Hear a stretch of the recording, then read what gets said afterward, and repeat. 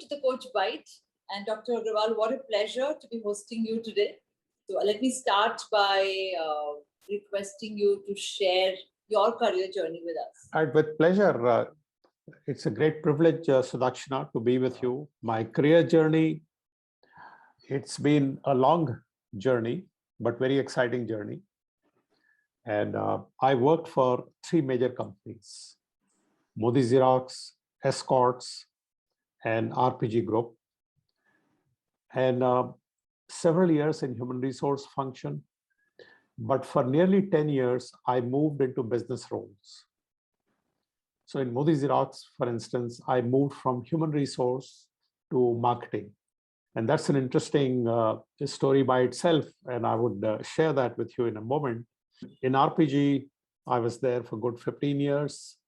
And that's where I retired in 2015 as the president and management board member, responsible for group human resource function.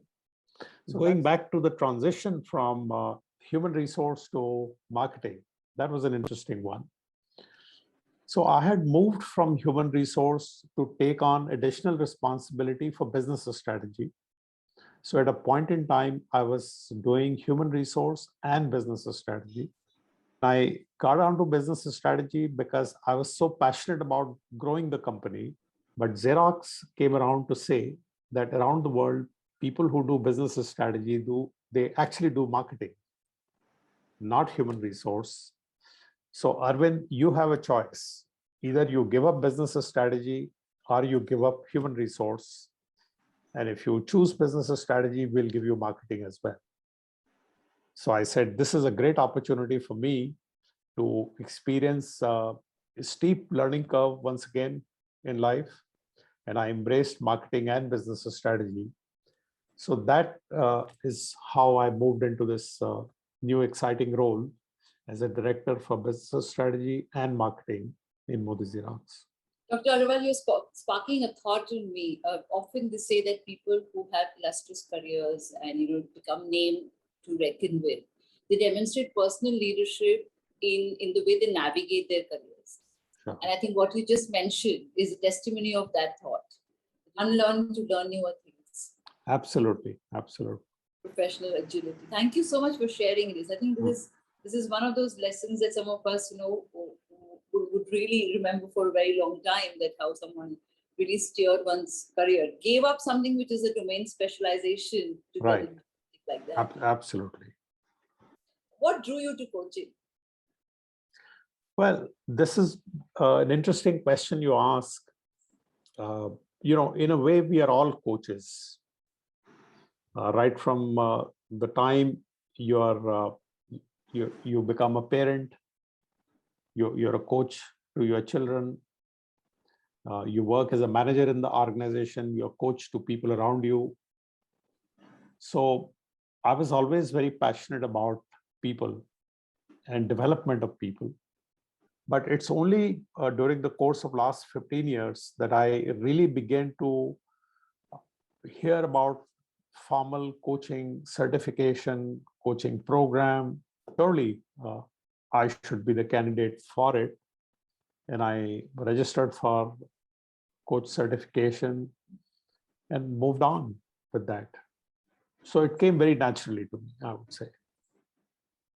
That is such a fantastic perspective.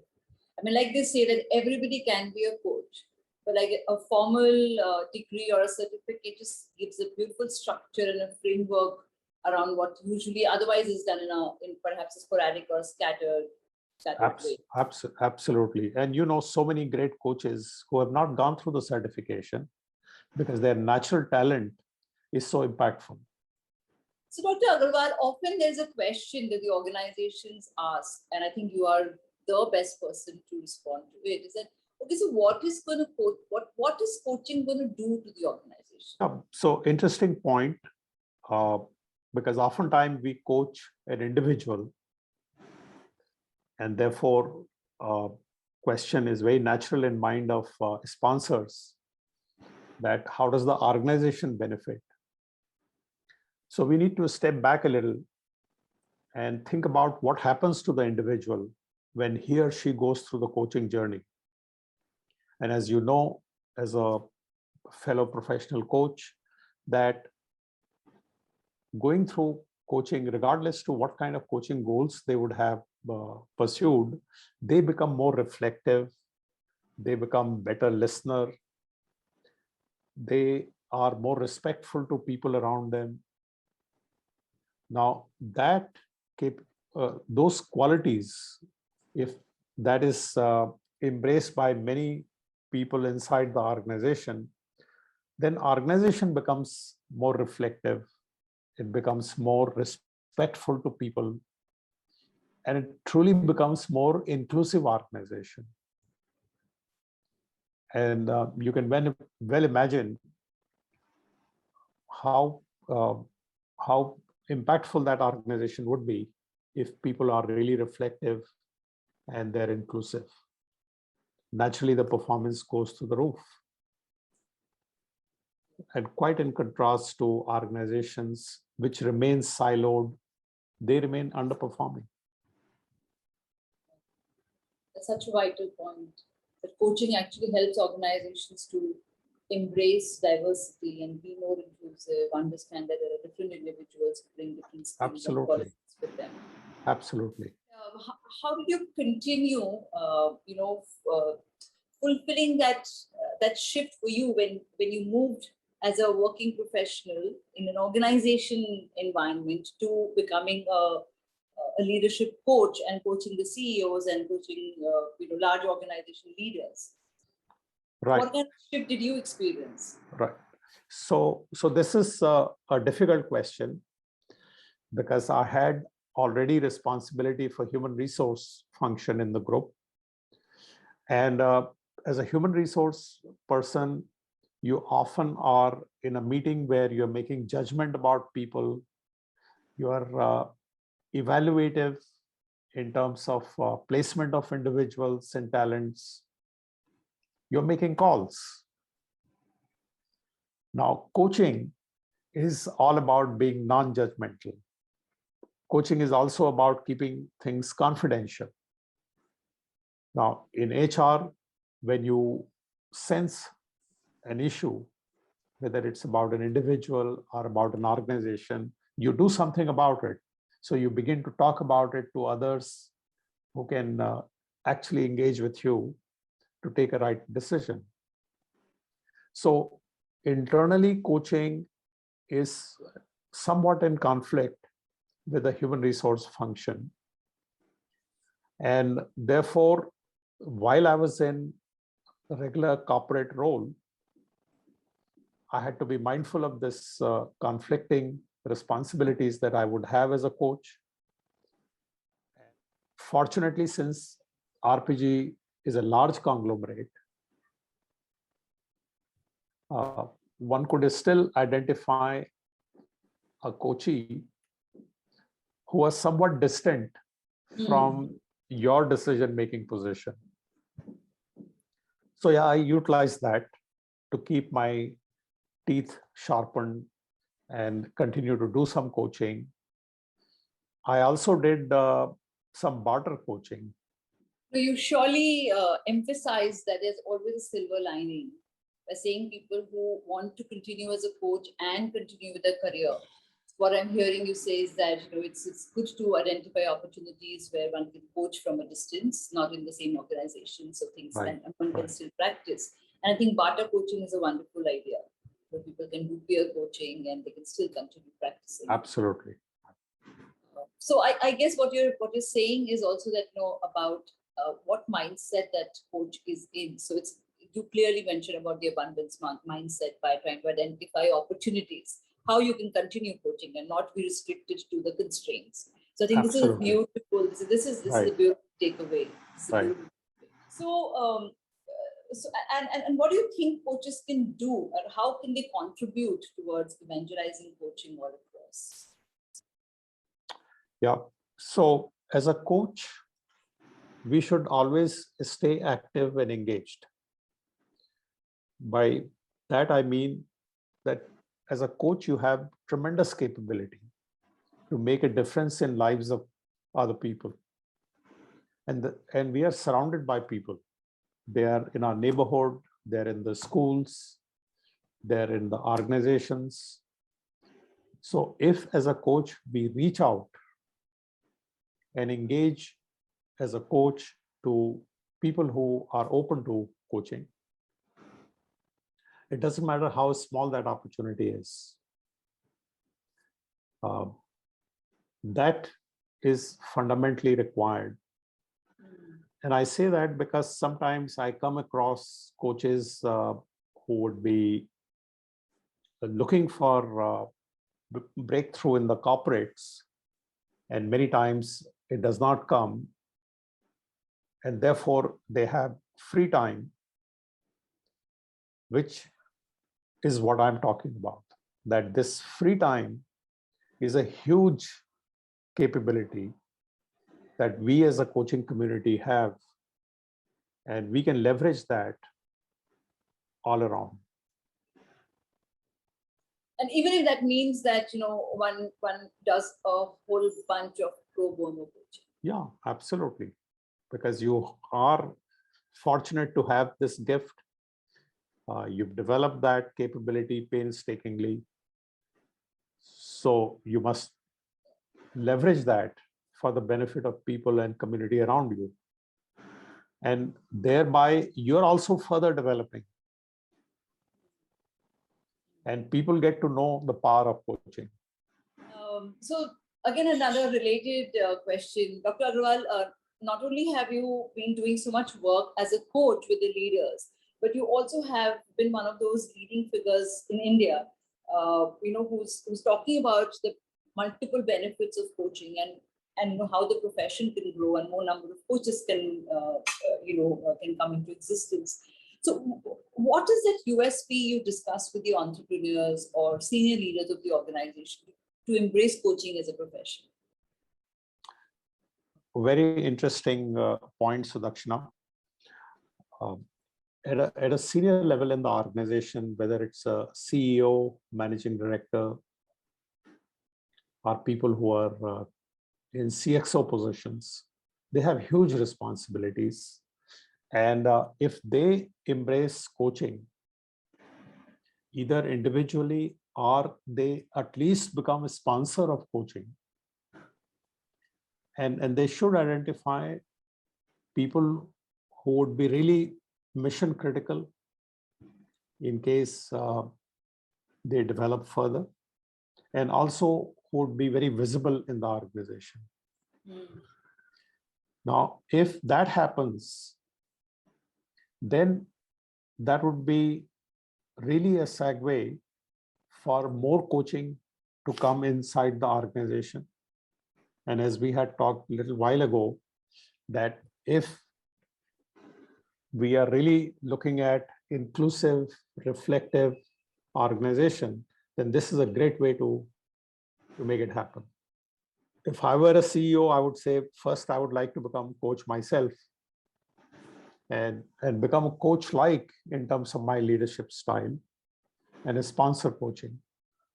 And if the person leading the organization really has that kind of leadership style, it can really percolate, creating a culture. Yeah, absolutely. Absolutely. You have to lead the way. So when do you see this India incorporation really waking up to having coaches as advisors to the board or to senior leaders, like in a formal way? It extends beyond just a CEO or an MD wanting to hire a coach for himself or herself. But it is about formalizing this whole thing that coaching can really make an impact even at those levels. So Sudakshina, fortunately, there's a very high level of awareness in the board about power of coaching. And I have personally sat through many board discussions where when the board appoints new CEO, they would welcome a coach to engage with the newly appointed CEO. It is equally true of CXOs when they get appointed. Coaches are always sought after for transitioning the new incumbent into the roles that they have been appointed. So I think on individuals, there is a high level of awareness. But board also needs to become equally aware that besides individuals, that the team capability at the very top also is very impactful to the organization. So you may have galaxy of stars, but you still may not be impactful unless they come together as a team. And I've not heard yet enough conversation in the boardrooms about raising the bar for team capability. And what I'm leading to, that team coaching is another powerful mechanism through which boards can really raise the performance of the company. And that is yet to come. So galaxy of stars and making them shine bright together as a unit so that the organization becomes more impactful. Because organization is a team sport. It's not an individual sport. So that gap is still there. Our focus is still continuing to be on helping individual develop. That needs to move toward team developing, not just the individual. And that can perhaps come from a really well embedded coaching culture within the organization, whether it's leadership or the way it percolates down. So it's a vicious circle, because if you begin to coach the team, the coaching culture will come sooner. If you coach isolated individuals, then the journey will be longer and it will take that much longer. And my next question, I can take the liberty of asking yourself, because you've been one of the greatest leaders in the human resources profession for sure. So there are various barriers that HR people face within the organization when they are wanting to introduce coaching, as a culture. So what do you think HR can do within the organization, to obviously evangelize coaching culture within the organization, and also to nurture more coaches within the organization? Yeah. So firstly, HR professionals are doing a great job in terms of bringing in coaching. And that is evident by the speed with which coaching is prospering in India. They're also sponsoring their own team members, including, I know, many CHROs who also have become coaches. So I think that awareness is really moving with great speed. And additionally, I would say that CHRO should really look at sponsoring coaching for people at a CXO level, because the multiplier impact of a CXO's development is many times more than somebody down the line being coached. And not just one CXO, but multiple CXOs, if they are the ones who get coached, then they will understand the power of coaching. They would embrace coaching more readily. And like I said before, if the entire CXO team can go through coaching through a team coach, that would be even more powerful. Right. And Sudakshina, I'm also saying that it should start at a very top level for it to be meaningful. Another problem arises when you do coaching at the middle level, because if the culture at the top and the leadership style displayed by CXOs are at variance with what the middle managers are learning, then there is a dissonance. That have I picked up the right learning from the coach? Because naturally the power of everyday interaction, what you see CXOs doing, is that much more impactful. So you're going to brush aside and you're unlearn whatever you pick up in the coaching. It's not going to be very sustainable. Thank you for spelling it out. Thank you so much. Dr. Agrawal, what would you suggest the individual coaches, how do they stay rooted and stay motivated, while they're practicing their profession? Because after all, it's a career. Right. And like Right. Of every other course. career. Of course. Of course. And, it as individual coaches, and I'm myself an individual coach, uh, I would say meaningful engagement is energizing. And that meaningful engagement may come out of corporate or remunerated coaching engagement, but it may also come out of what you do on a pro bono basis. And I don't mean pro bono being only in social sector. I like to clarify just in case I may have conveyed that impression, although I'm very passionate about social sector. But I'll give you an example. I suddenly got a call from somebody from Canada. So this person said, I want a coach for myself. I'm an individual, not sponsored by organization. So I had a conversation with him and I said, how come you're thinking about having a coach? So he said, look, I've lost my job. I've been in Canada for 15 years. I was a very responsible senior executive, but I've lost my job. Last 3 months, I've been struggling to get the next job.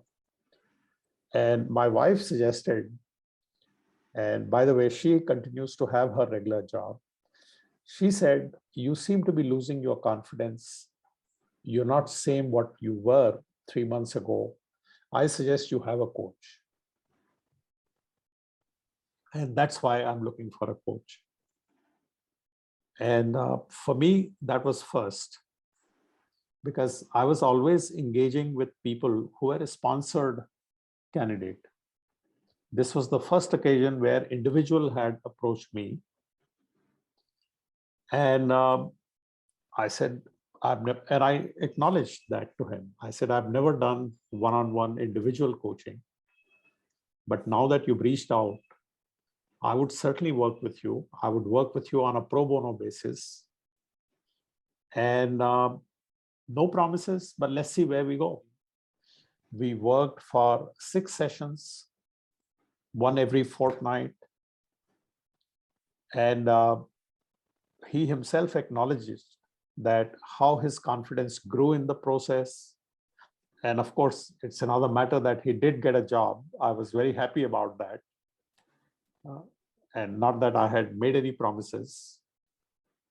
So, like this, there are so many opportunities today. There are people who are in between careers. There are students who are looking for career choices, and they're always turning to country cousins and uncles that what should I do? So you're surrounded by them. And these are all opportunities.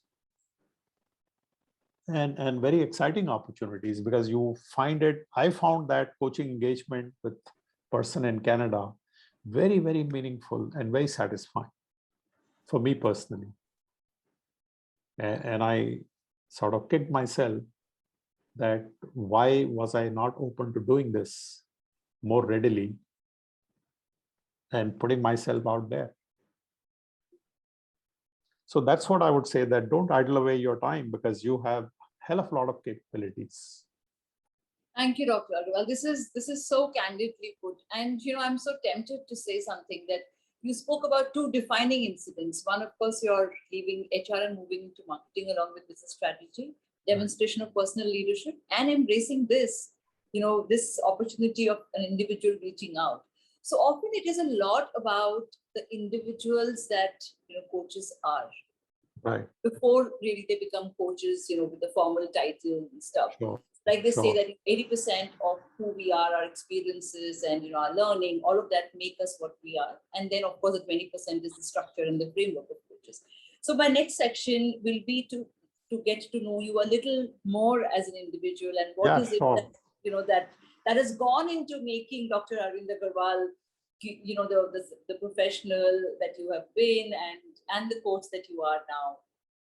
So some of the hobbies that you've kept at, like we all kind of have hobbies and then we drop, and then they drop off, but Right. something remains. So what is it that for you that has remained? Interesting point. because to be honest, Sudakshina, you know, if I think about the hobbies, they have been off and on. Of late, for example, I'm very fond of driving and traveling long distances. But that's something which has been with me for last 5-7 years. But one hobby which consistently has been with me since my childhood is watching movies. I remember even when I was a little kid and going to primary school, my grandpa had asked me to make a book where I write down which movie have I seen this weekend. So that has remained. So my wife and I, we're very fond of watching movies and plays. Good ones, bad ones, even very bad ones, Hollywood movie, Bollywood movies. So we always spend some time every day watching some movie. So the next question about getting to know you a little more is some of the causes that you champion as an individual. As I was saying that world needs more coaches, and right. each coach is an individual. So what are some of the causes that you champion? So two causes which I personally feel very committed, and they're sort of intertwined. One is the intercultural sensitivity, promotion of intercultural sensitivity. And the second is education, and both are interconnected. And on intercultural sensitivity, early in my life, when I was only in class 11, I got a cultural exchange scholarship to go to US. And at that time in India, I was from a very small village. I went all the way to Chicago, lived with an American family for 1 full year, and went to class 12 in US school. And it made such a deep impression in me in terms of being inclusive, looking at people with different mindsets, different cultures, and how they coexist. So that was my early experience of being an inclusive individual. And since then, we have been working as a volunteer to promote intercultural sensitivity. I have been trained as an intercultural trainer, and I work with young students who are in class 10, 12 to help them develop this intercultural sensitivity. I recently worked with a group of young adults, Indonesians. They had just returned from Europe back home, and it was pandemic. So they were going through a huge culture shock. And I had almost about, I think 6 sessions I ran through the Zoom call with about 25 of those students. Last month, I was working with 5 school teachers in India about how they could promote intercultural sensitivity within their schools. Because in India, we are the melting pot of so many cultures within the country. And in the school, the teacher carries the stereotype. So if she opens her mind to become more inclusive, that's very impactful to the student in the class. So that was again through a Zoom call, and these teachers were from Ajmer, Jammu and Kashmir, from Delhi. So I find it very meaningful to be able to engage with them.